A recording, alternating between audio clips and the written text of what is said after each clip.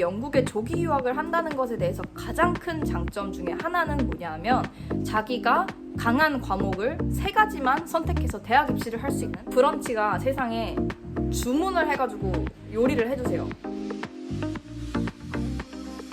안녕하세요. 오늘은 영국 보딩스쿨에 대해서 좀 더 자세한 설명을 드리기 위해서 영상을 준비했는데요. 일단 시작하기 전에 보딩스쿨이 무엇인지부터 알려드리도록 하겠습니다.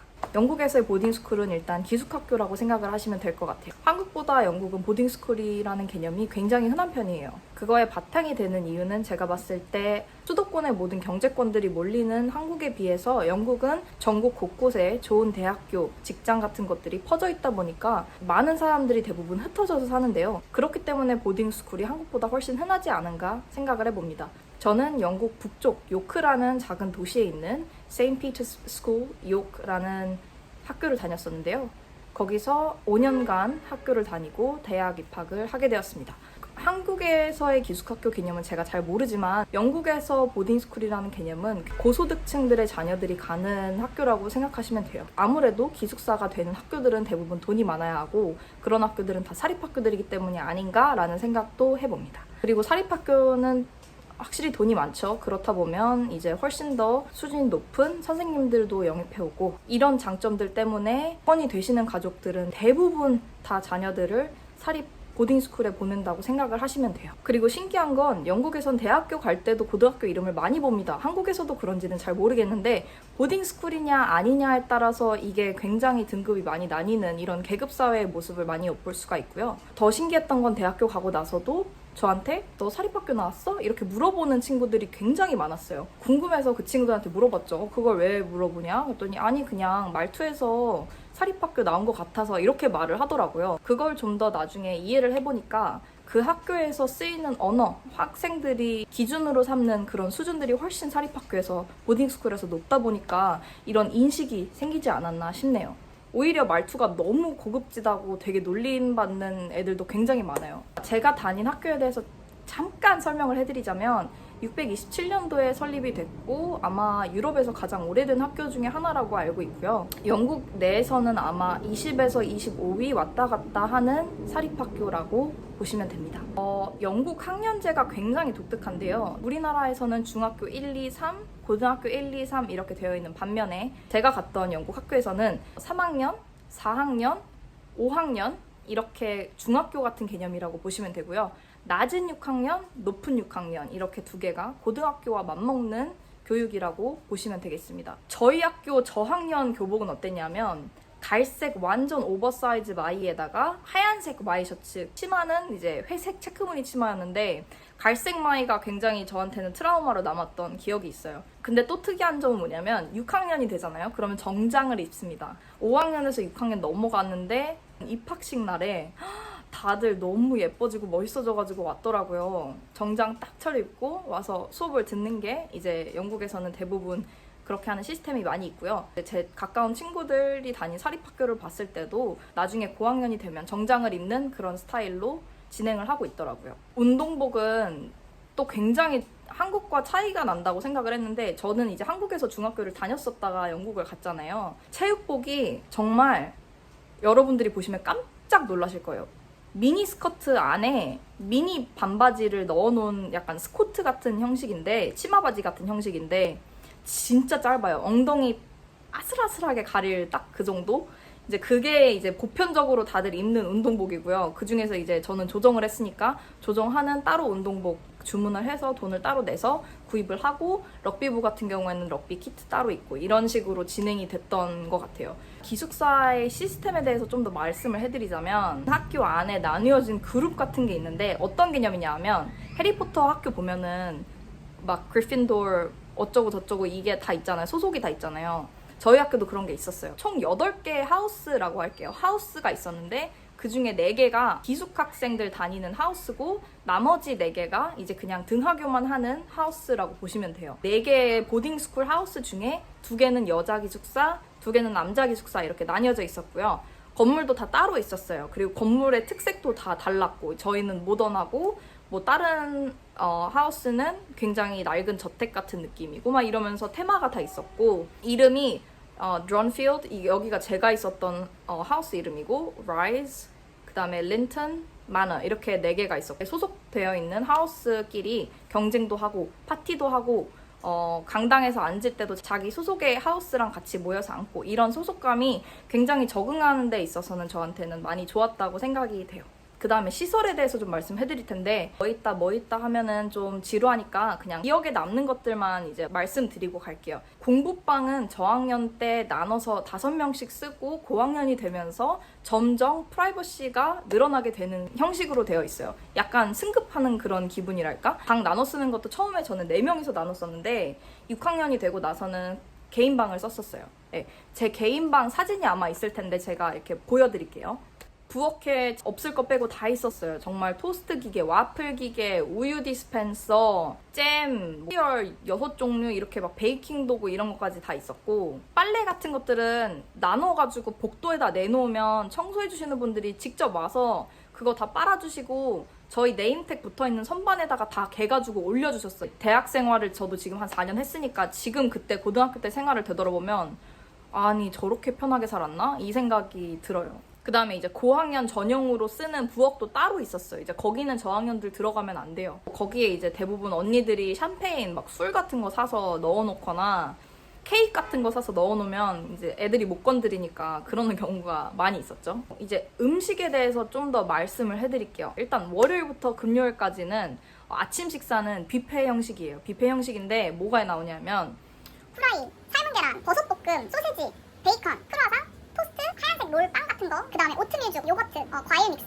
이런 거, 그리고 주스, 비타민물, 커피 이렇게 다 있었어요. 시리얼도 있었죠. 시리얼 한 7종류인가 있었어요.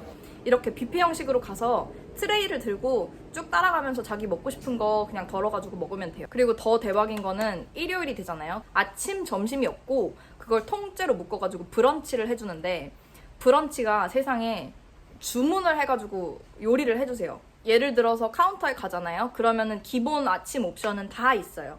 예를 들면 뭐 아까 말씀드렸던 후라이에서 좀 업그레이드된 이제 스크램블드 에그, 그 다음에 막 두꺼운 베이컨, 뭐 하몽이라고 하죠. 하몽 나오고 샐러드도 있고 그 다음에 이제 빵도 업그레이드 돼가지고 페이스츄리가 나와요. 막 자몽 페이스츄리, 복숭아 페이스츄리 이런 것들이 있고 이제 주문하는 곳이 있는데 가서 주문할 수 있는 게 커스텀으로 파니니를 이렇게 만들어가지고 주문을 해요. 예를 들면 제가 제일 좋아했던 거는 바질, 모짜렐라, 토마토 파니니인데 진짜 이게 여러분 대박으로 맛있었어요. 파니니랑 감자튀김 항상 이렇게 나오는 형식이었고요. 더 대박인 거는 등심 스테이크도 주셨어요. 등심 스테이크 구워주세요. 미디움 레어로 구워주세요 하시면은 번호를 부르면은 가가지고 그거 가져오면 되는 형식이었어요. 저녁은 솔직히 저는 그냥 그랬던 것 같아요. 아침이 제일 좋았고 저녁은 뭐 라자냐 이런 거 나오긴 하는데 제가 봤을 때는 진짜 여러분들 가면은 입맛 안 맞아가지고 고생하시는 사람들 진짜 많으실 거예요. 나는 진짜 음식 별로였고 끼하고 짜고 달고 이런 식단이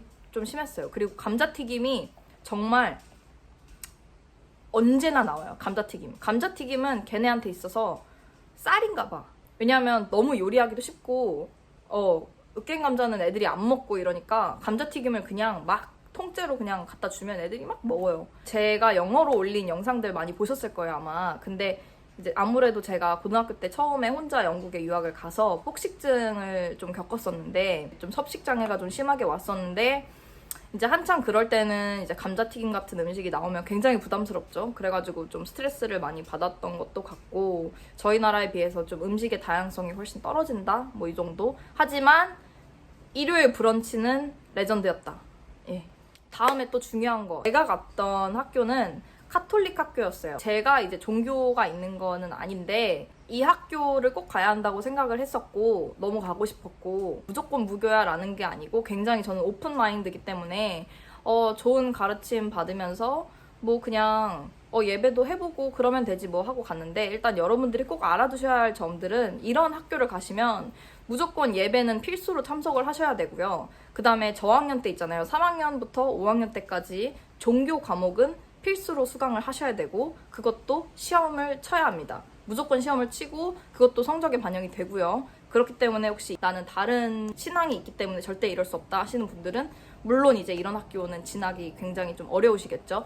학교 자체에서 너 종교 달라? 그러면 못 들어와 라고 말을 하는 건 아니지만 본인이 힘드실 수가 있기 때문에 그런 점은 좀 참고를 해줬으면 좋겠고, 저는 근데 별로 아무런 생각 없이 그냥 열심히 잘 다녔던 것 같아요. 예배당 갔을 때도 그냥 뭐 노래 부르는 거 노래 좋아가지고 노래 부르고 친구들이랑 같이 앉아가지고 뭐 하고 이러는 게 저는 좋았어요. 자, 다음에 또 중요한 거는 과목 선택인데요. 과목 선택은 또 한국이랑 굉장히 달라요.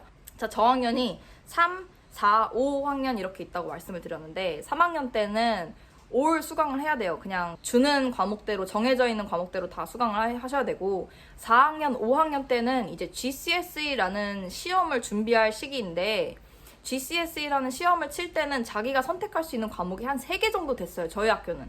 저는 그 3개를 뭘로 골랐었냐면 디자인과 기술, 그 다음에 미술, 그 다음에 스페인어, 이렇게 3개를 들었었고, GCSE를 무사히 마치고 6학년이 되잖아요. 6학년 때에는 과목 수가 확 줍니다. 제가 GCSE 5학년 때는 13과목을 들었었는데 6학년, 낮은 6학년이랑 높은 6학년이 있다고 했잖아요. 낮은 6학년에 들어갈 때는 과목이 4개고 저는 4개를 했고 3개 하는 애들도 있긴 있었어요. 그 다음에 하나를 떨구고 높은 6학년 때는 3개를 했습니다. 하나를 왜 떨궜냐면 제가 낮은 6학년 때 과목을 뭘 들었냐면 물리, 수학, 생물, 화학 이렇게 4개를 들었는데 대학을 입학할 때 3개를 대부분 3개밖에 안 보는 편이고요. 거기에다 굳이 하나를 얹어가지고 이 3개, 대학 입시의 가장 중요한 성적을 희석시키는 건 안 좋은 결정일 수도 있겠다 싶어가지고 물리를 과감하게 떨구고 생물, 화학, 그리고 수학 이 3가지만 가지고 저는